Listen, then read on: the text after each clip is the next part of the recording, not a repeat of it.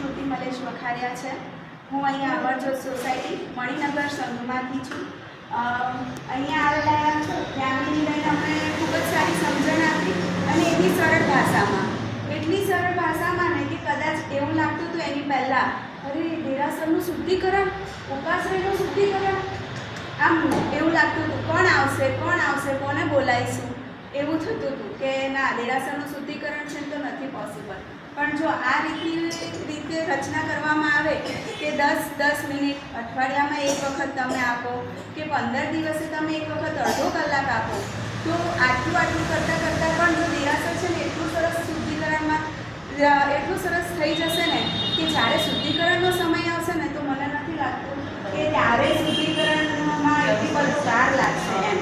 તો એ વસ્તુ એમને ખૂબ જ ગમી અને એક તો મારો પોતાનો અંદરનો વિચાર એવો હતો અને એમને રજૂઆતમાં આપ્યું કે આંબેલ શાળામાં જે અનાજ ચાળવા કરવાનું ખરેખર જવાબદારી તો આપણા બધાની બને જ છે અને જો અન્ન ચોખ્ખું જેવો અન્ન એવો ઓડકાર તો પાયો આપણા ઉપર જ છે। એટલે એમની વાત ઉપરથી ખરેખર મને બહુ સારું લાગ્યું કે ના આંબેલ પણ થાય ને તો આંબેલ પણ કેવું કે ભગવાને જે રીતે કીધું છે એવી રીતે આજ્ઞાથી કે ના ભાઈ કાળ પ્રમાણે એનો લોટ વપરાતો હોય ને જો આ રીતનું આંબેલ થાય ને તો આપણામાં બી એક અલગ જ સત્વ આવી જાય।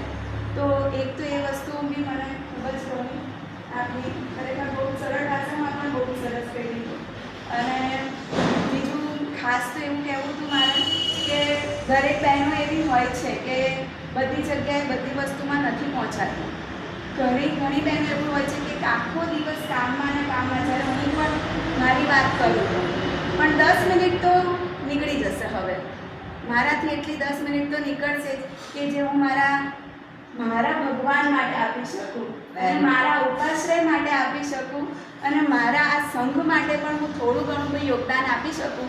બાકી આના વગર તો મને એમ થાય કે આપણે આયા ને ગયા, બીજું કંઈ કરી ન શકીએ।